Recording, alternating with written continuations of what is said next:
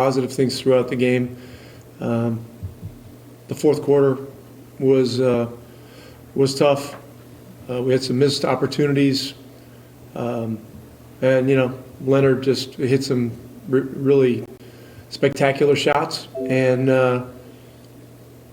so we're headed for Game 7, and it's going to be a great opportunity for our team. I don't know if any of the guys in our locker room, other than maybe Redick, have been in a Game 7. We'll be excited, and we'll be ready. Tim? And Rick, you mentioned Kawhi's impact offensively, which was obvious. How much do you think he impacted the game defensively, and particularly the time that he spent defending Luka? He's been a big factor defensively throughout the series. He's going to make it tougher on any individual player that he's on. He's going to make it tougher in any 2 or 3 man situation that he's involved with. And, the fact that he had the energy, offensively to hit those shots down the stretch, the majority of which were very difficult, is something to behold. We're going to have to do a better job. We're going to have to look at, our scheming of him. We've done everything in this series. We'll have to be ready with the kitchen sink in Game 7. Kevin? Kevin Gray, 105 through the fan. Rick, after getting that turnover with Reggie Jackson at the 7:17 mark and Tim Hardaway getting the and one there, what was kind of the thinking with some of the timeout that was called and some of the sequence before and after once that timeout was called at that juncture of the game? Yeah, our automatic timeout was going to be coming within a few seconds. We had a couple guys that had been in that were getting very winded. The mandatories are 3.5 minutes. I thought it was a good time for us to regather. We had guys playing big minutes. The irony is, we came out of that timeout with a bad possession, and the Clippers called a timeout, in their front court, and they turned it over. And so it certainly, wasn't perfect. But you asked what the thinking was. That timeout was going to come likely on the next whistle anyway. And I felt it was a good chance for us to catch our breath there. Rachel? Hey, Rick, do you feel that by the time you get to Game 7 in a series, there are more sort of big picture coaching moves to make, or at this point everyone's done their lineup changes and it's kind of put everyone out there and see what happens?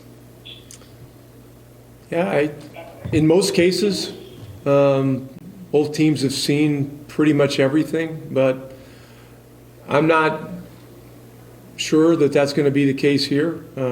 We've seen a little something different in each and every game, and we'll just have to wait and see. I just know that we'll be excited for this opportunity, one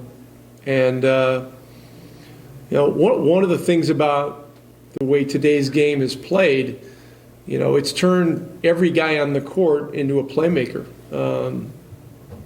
These guys have all seen virtually every junk defense. They've seen every kind of matchup thing to try to manipulate into a difficult situation. And NBA players have evolved and done a good job of reading situations. So there are certainly different things that can happen, with lineups and rotations and, even strategic things. But we'll find out on Sunday. Tim? Is there anything in particular you learned from tonight's game that you'll take into Sunday? I know you've been in plenty of Game 7s, but with this team, every team's different. We've got to, limit Kawhi Leonard's touches as best we can. That's one thing that's very obvious. And I've only looked at the fourth quarter so far. I'll look at the rest of the game. After this, and we'll have some decisions to make. We'll talk about those things, and keep moving forward. Okay, thanks. We're Thank gonna you. wrap it there, everybody. Good night. Yeah, we can- You're good? Yeah.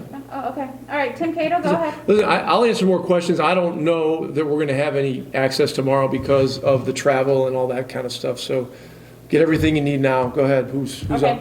Tim Cato, go ahead. Tim Cato, The Athletic. Tim Cato, The Athletic. Do you think you guys did a good enough job creating open looks after, on the pick and roll coverages where Luka was double teamed and trapped? We had, I think we were like 5 out of 6 straight possessions where we got a pretty good look at an open three. And we just were unlucky. And Tim had one drive where he's right at the rim and the ball bounced out. And so, it's hard to get shots against these guys. They've got great defenders. They're mucking it up with switching and length. Look, you can always do better. I think it's always going to come down to, the better you can defend, the better your shots are going to be. And so we got to look at both sides of the ball. Obviously, we'd love to get, layups every time down, but, you get to this stage of a series, it's just unlikely that that's going to happen. Matt Engel. Hey, Rick, Mac Engel, Fort Worth Star-Telegram. Rick, because hardly anybody on your team has been in this situation before, did you sense at all that maybe your team was a little bit tight and got caught up in the moment there in the fourth quarter? No, I didn't think we were tight. I like the way we stepped into shots. I like the way we, our sort of, spirit, of our effort and trying to help each other. There are just some correctable things that happen throughout the game that are correctable and controllable that we need to do a better job of. And, this turns into a game of inches. I mean, the little things in the first, second, and third quarter, they pile up and as you get into the fourth quarter. And so, we'll look at all that kind of all those kinds of things. But this is part of the growth process. Our team's been through a lot this year. And our guys are they're together, they're locked in together, and they're really fighting. And it's been great to be a part of this experience. And the last chapter of this series is on Sunday, and so we'll look forward to that. Okay, Tim McMahon.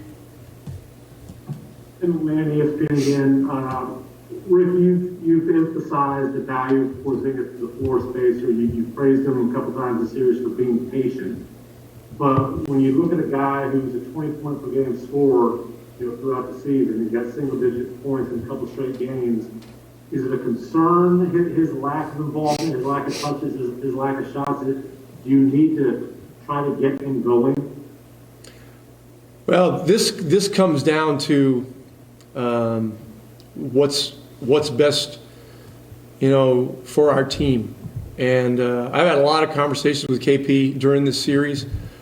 Going into Game 4, we had one strategy that was, completely different than what we had going into Game 5.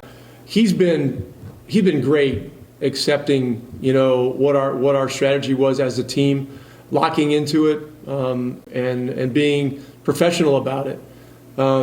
What this always comes down to is, in the case of your question, is, the term, your term, the quote unquote, getting him going, does that manifest in the best things for the team with their lineup, the fact that they're putting a difficult defender on him and those kinds of things. And so, we'll look at it headed into Game 7. But I'll tell you this, I love the way he's playing.